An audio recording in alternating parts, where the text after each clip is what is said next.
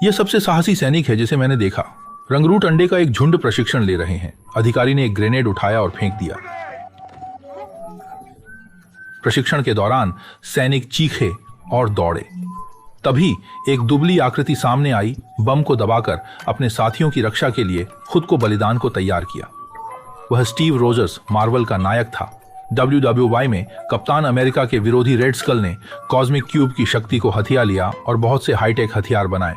इसे रोकने के लिए USA ने एक सीरम विकसित की जो लोगों को सुपर सैनिक बना सकती थी।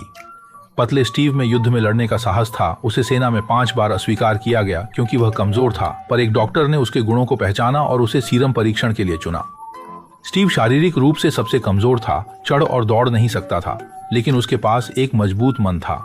अधिकारी ने झंडा प्राप्त करने को कहा। हर कोई असफल रहा सिवाय स्टीव के।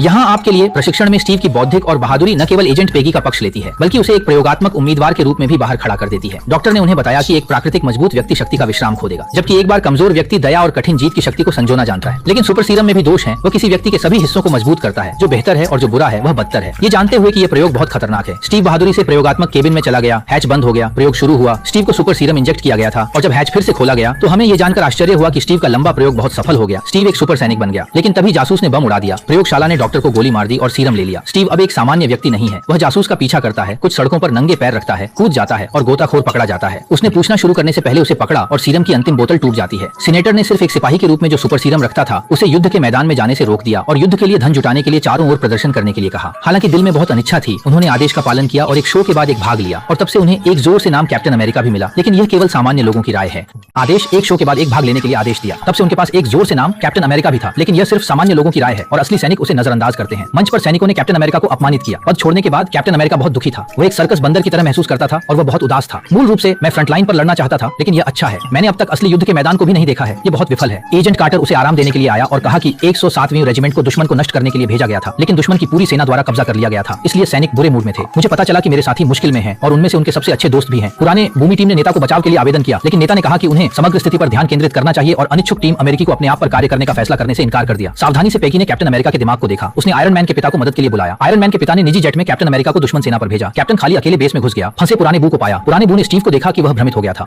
दोस्त, तुम उर्वरक खाते हो, इतना लंबा क्यों हो? ठीक है, कई पैक खाते हैं, जल्दी चले जाओ। फिर भी दूसरी कार नहीं पकड़ सकता है। वे पीछे हटने के रास्ते में कैप्टन अमेरिका और लाल चेहरे वाले राक्षस से मिले, एक मुक्केबाजी के साथ। लगभग कैप्टन अमेरिका की ढाल को सूखने के लिए। जाहिर है वह आम व्यक्ति नहीं है। यह पता चला कि स्टीव सीरम देखने वाले पहले व्यक्ति नहीं है। लाल चेहरे वाले राक्षस हैं, क्योंकि अपने बुरे विचारों के कारण। नदी स्पष्ट है, वह कोई सामान्य व्यक्ति नहीं। वास्तव में स्टीव वह पहले इंसान नहीं थे जिन्होंने सीरम पर निगाह रखी। पहले से विरोधी और सीरम को देख और भी गुस्से से भर उठे लाल चेहरे वाले ने शैतान की छवि अपना ली। इस लड़ाई में कैप्टन अमेरिका ने सैकड़ों साथियों को सहारा दिया और वास्तव में अमेरिका के नायक बने। वे न केवल उनकी छोटी सेना निर्मित की, पर उनके अद्वितीय हथियार भी प्राप्त किए, जिसका उद्देश्य हाइड्रा को मिटाना था। मगर एक मिशन में उनके मित्र ओल्ड बकी ने उन्हें सहारा देते हुए अपनी जान न्यौछावर की और युद्ध में पशुवत लाल चेहरे वाले ने अकेले कोशिश करने का निश्चय किया। वह परमाणु बम से भरी हवाई जहाज को न्यूयॉर्क की दिशा में उड़ाने जा रहे थे। कैप्टन अमेरिका ने हवाई जहाज का अनुसरण किया। दोनों में घमासान युद्ध हुआ। लाल चेहरा तेसेरक्ट की मदद से अपनी शक्तियां बढ़ाना चाहता था, किंतु प्रचंड ऊर्जा से वह दूर अंतरिक्ष में चले गए और तेसेरक्ट सागर में गिरा। मासूम जनता की रक्षा के लिए कैप्टन अमेरिका ने निश्चय किया कि वह हवाई जहाज को समुद्र में गिरा देंगे और अंतिम फोन कॉल में उन्होंने अपनी प्रियतमा से वादा किया कि वह लौटेंगे और डेट पर जाएंगे और साथ में नृत्य करेंगे। हवाई जहाज ग्लेशियर की तरफ बढ़ा और समुद्र में समा गया। कैप्टन अमेरिका ने अपनी जान की बाजी लगाते हुए अपने देश के लिए बलिदान दिया। डांस करते समय एक विमान ग्लेशियर पर गिरा और सागर में डूब गया। कैप्टन अमेरिका ने देश की रक्षा के लिए अपने प्राणों की आहुति दे दी, किंतु उनकी विशिष्ट शारीरिक संरचना के कारण वे मृत नहीं हुए, बल्कि गहरी निद्रा में चले गए। कैप्टन अमेरिका हर दिल अजीज हीरो बन गए। लेकिन चंद लोग जानते हैं कि असली शक्ति केवल ऊपरी नहीं, भीतरी भी होती है। 70 वर्षों की लंबी निद्रा से जागते हुए कैप्टन अमेरिका ने पाया कि वे एक अस्पताल में हैं और रेडियो पर वह प्रसारण चल रहा है जो उन्होंने पहले सुना था। कुछ अजीब पाकर कैप्टन अमेरिका अस्पताल से बाहर आते हैं और खुद को 70 वर्ष बाद के न्यूयॉर्क शहर में खोजते हैं। शील्ड के निदेशक निक फ्यूरी उनके पास आए और जानकारी दी कि आप 70 वर्ष सोए रहे। व्यस्त न्यूयॉर्क की सडीडी रिएक्शकों पर खड़े कैप्टन अमेरिका ने मन में सोचा, मैंने एक अहम मुलाकात त्याग दी।